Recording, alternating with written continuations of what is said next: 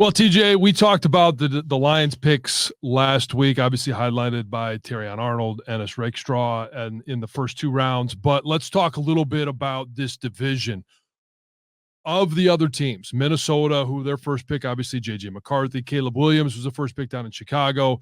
And then when you're looking at, what Green Bay did, they went offensive line for their first pick with Jordan Morgan. Who do you think improve themselves the most, and who is the biggest threat now that we've free agency and the draft are all in the past? Who is the biggest threat in this division? Yeah, well, short term, I think probably still the Packers for me. Obviously, with the way Jordan Love played last year, they got him another offensive lineman to help protect, and then they just loaded up on defense. Ton of safeties and corners. It seemed like that's the route they wanted to go, much like the Lions, shaping up their secondary. Yeah. Especially when you look at this division and some of the wide receivers in there now. Long term, I mean, it's all going to depend on Caleb Williams, but the Bears, I love the guys that they added. And Rome Odunze, I think we talked about him, maybe a few weeks back a little bit. He was one of my favorite players. I think he's a stud. I think he's solid. Adding him with DJ Moore and Keenan Allen, right? That's kind of how you fast track a rookie quarterback's trajectory a little bit, giving guys like that. So I think probably in the long term, if Caleb Williams turns out to be the guy that everybody thinks he can be, which is a all pro type guy, the Bears are probably going to be the most improved team when it comes maybe 2-3 years down the line. But I still look at the Packers saying, they're probably the biggest threat to the Lions, at least going into this season with a lot of the moves that they made. I think every team in the league got better, or in this division got better. Now, same thing in Minnesota, right? Rookie quarterback. We don't know if J.J. McCarthy is going to start from day one. Might be a Sam Darnold for the first half of the season, and then see how it goes. And if JJ's ready, he might be able to come in and help there. But this draft didn't change my mind at all when I know we talked about our expectations this season and the Lions being the favorite to go win the division again. I still feel that way, but I do kind of feel that the gap, at least from the top to the bottom, is closing a little bit. I think the Bears are going to be a better team than they were last year, and I think Minnesota obviously going to be a better team with probably a healthy quarterback this year and not playing so many musical chairs like we saw him do last year. Yeah, 4 quarterbacks, right? And that's what kind of worries me the most long term is I think Kevin O'Connell is a really good coach, and I think he did a phenomenal job last year of almost making the playoffs. After starting quarterback 1 goes down, they bring in 2, they bring in 3, they go out and get a 4th, and it was musical chairs at the quarterback position, but they were within striking distance. And the fact that they lose Danielle Hunter on defense, they added a couple of guys in free agency, but they go get Dallas Turner, I thought the number 1 edge guy in the draft. I know that there was some people, the first defense player off the board was the edge guy from UCLA, Leato Latu, but I thought Dallas Turner provided the biggest upside. So they addressed their needs. Obviously going to get J.J. McCarthy as a quarterback. I think he, of the quarterbacks that were taken, is the one that is going to need the longest runway to get going. But he's got Justin Jefferson, Jordan Addison. He's got a host of characters around him. And who knows when TJ Hawkinson is back this year. That might be one of the determining factors of whether or not they start JJ early or not, is having that easy target, that big target in terms of a quality tight end to be able to throw the ball to. Yeah, no, and I think Minnesota was probably the best situation for. And look, I think Chicago, after going and getting Rome Odunze, is similar now. But we said Minnesota, with the system that they run, with the players that they have, would probably be most friendly for a young quarterback to step into, if that's how it plays out this year, where JJ is going to be their number 1 guy. So I think he's got an opportunity out there to, not be forced into things and not have the high expectations right from day one, but could be down the path that the Bears are on, where we're saying, hey, in a couple of years, man, this team is really starting to, challenge this division and, turn all these games into a rivalry. So I think Minnesota definitely, we saw what they did last year, like you mentioned, with 4 quarterbacks. I mean, they're still a team that you're going to have to watch out for. We know they play a tough style of football. still pissed that Rome Odunze was still on the board. I know, for the I was Bears. too.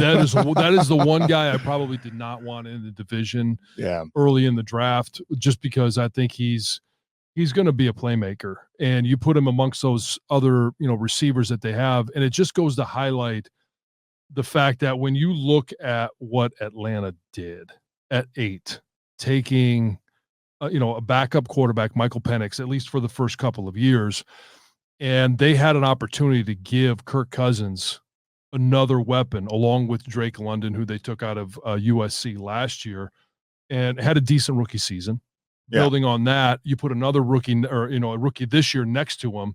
I just think that they could have been that team that you're looking at going, wow, they improved maybe the most out of 32 simply by going to get a franchise quarterback and continuing to put weapons around him. But he was left on the board. They took Michael Penix, and the Bears got him.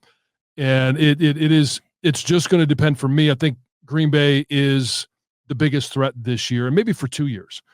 But it will just simply depend on the development of Caleb Williams in that offense, in that system. How much do they build around him? How much do they ask him to do as a rookie?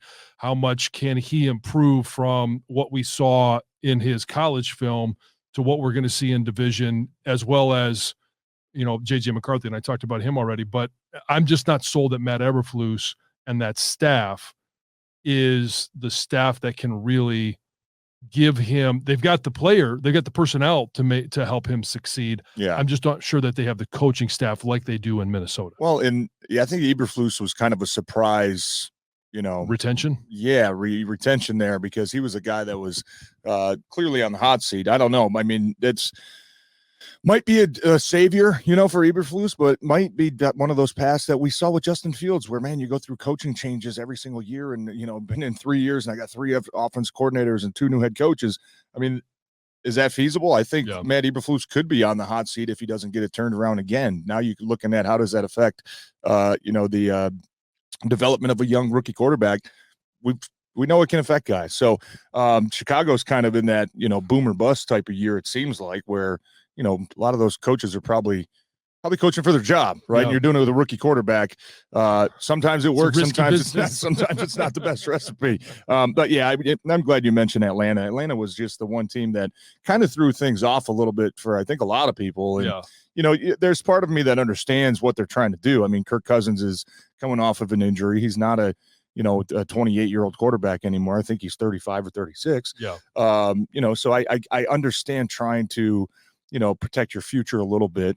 But that in that division, Atlanta, you look at and you say, I mean, who are the other quarterbacks? You got Baker Mayfield's, Bryce Young, and Derek Carr. I mean, that's a pretty winnable division, like right now, right? Like, why are you worrying about 3, 4, 5 years from now when you have a chance? Now, maybe they feel the addition of Kirk Cousins was enough to put them over that hump to make them in that division. The leaders in that division. But that was a little bit of a head scratcher, because you look at it and you say, man, Kirk Cousins, I'm pretty sure he came down here, thinking that you guys were going to get him some weapons and help him. And all of a sudden, you draft a backup quarterback with your first pick. When you leave a guy like Rome Odunze on the board, that probably could have helped them challenge for the division this year, right? So that was a head scratcher to me. And obviously, Chicago probably played out best case scenario with Atlanta taking a quarterback in front of them, right, and letting Rome Odunze drop. But I'm like you, and I think I mentioned this last week. I got a ton of texts, after the draft. Hey, what do you think, man? What do you think about these guys?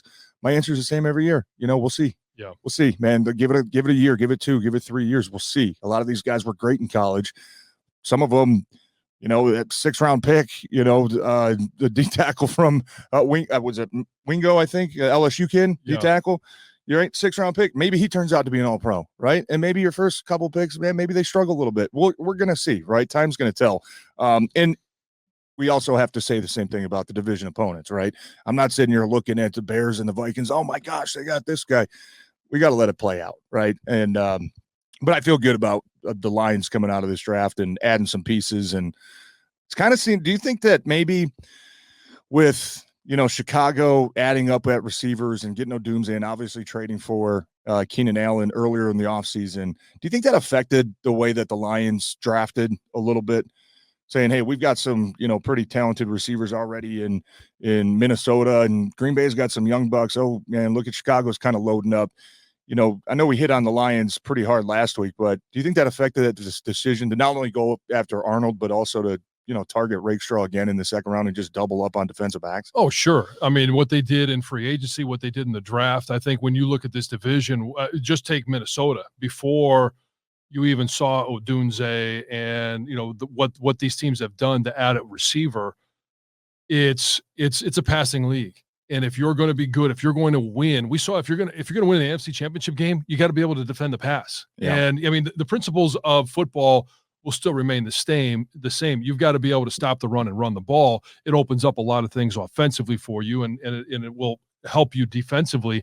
But it's a different game certainly from when I played, and it's changed even since you played, that it is a passing league. It is set up to protect the quarterback, to protect defenseless receivers, and you're going to see the ball thrown around every single year more and more and more. So you've got to be able to defend against the pass. Yeah. And if you've got a pass rusher in Aiden Hutchinson, but you didn't necessarily add a huge threat on the other side, we're hoping that it's James Houston.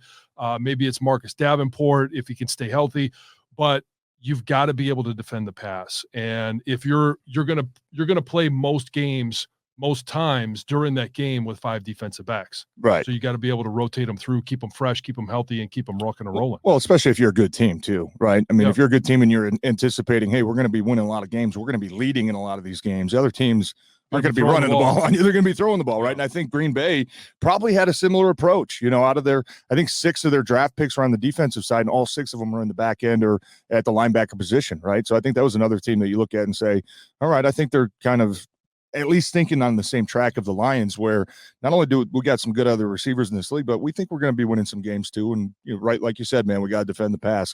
Didn't really get much. I know we're keeping it quick today. Didn't really get much out of rookie training camp, which I believe was this last weekend.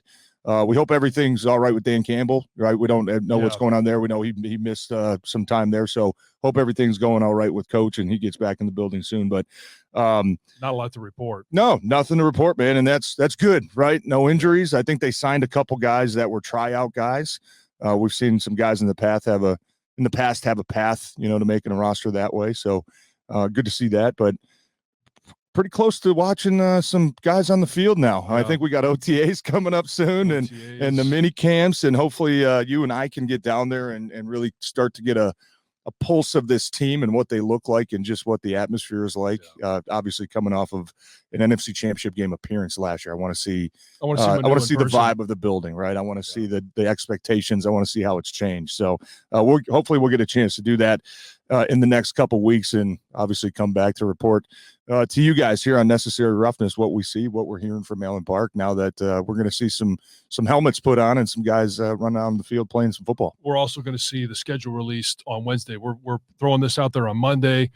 Wednesday, the schedule release. From here until then, there's going to be a lot of leaks of what's coming out, but next week we'll get a chance to dissect what we are learning about the Detroit Lions schedule. It's going to be a first place schedule. It's going to be a little bit tougher than it was last year, but the team is a lot better than it was last year, at least on paper.